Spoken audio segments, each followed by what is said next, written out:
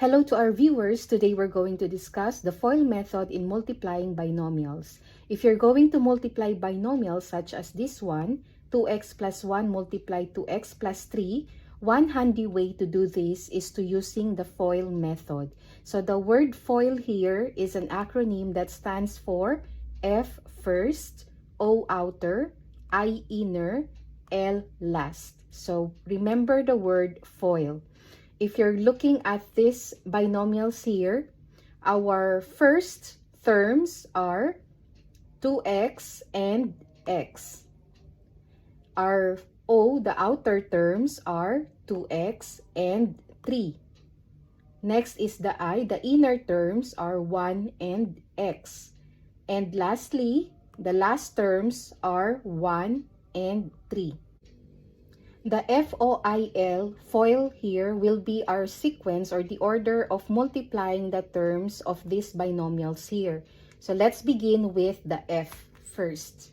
So the first terms are 2x and x. So we're going to multiply 2x times x. And this gives us 2x squared. Next, we have the O, the outer. We will multiply the outer terms 2x and 3.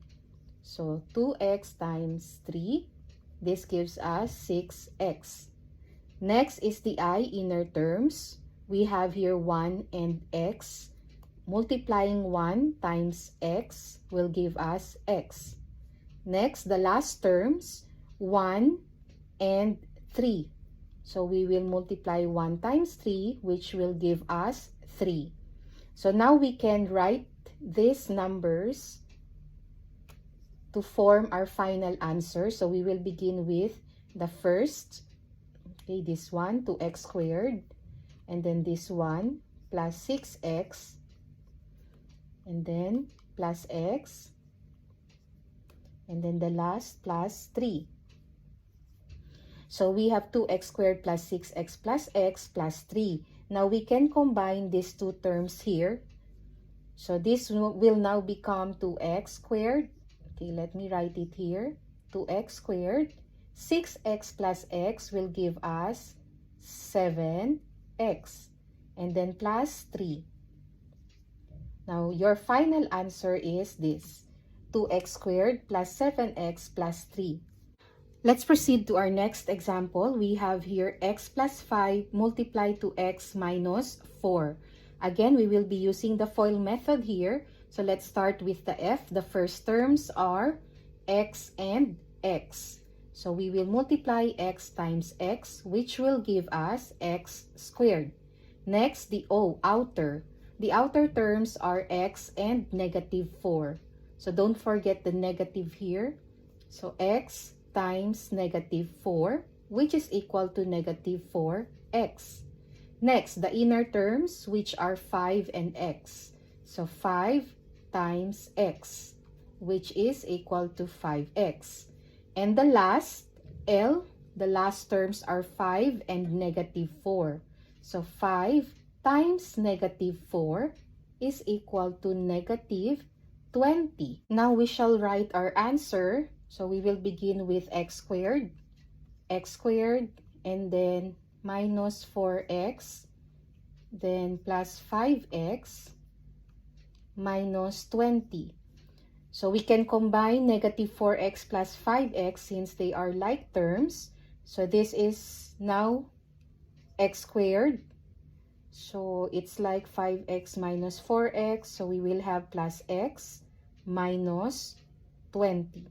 So our final answer is x squared plus x minus 20. Our last example, we have here 3x minus 2 times 2x minus 5.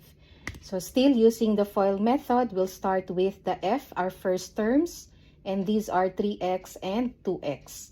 So we will write here 3x times 2x, which is equal to 3 times 2 is 6, x times x is x squared. So we have 6x squared.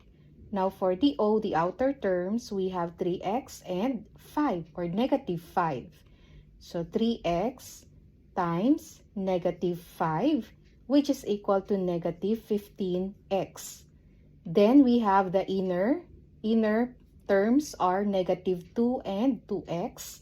So we will write here negative 2 times 2x, which is equal to negative 4x. And the last terms for the L, we have negative 2 and negative 5. So negative 2 times negative 5 will give us positive 10 because they both have or carry the negative symbols. So now we can combine these numbers together. We'll start with 6x squared. So 6x squared, then minus 15x, then minus 4x, the last plus 10. But these two can again be combined for its like terms. So we have 6x squared, then negative 15x minus 4x will give us negative 19x plus 10. So this one is our final answer. 6x squared minus 19x plus 10.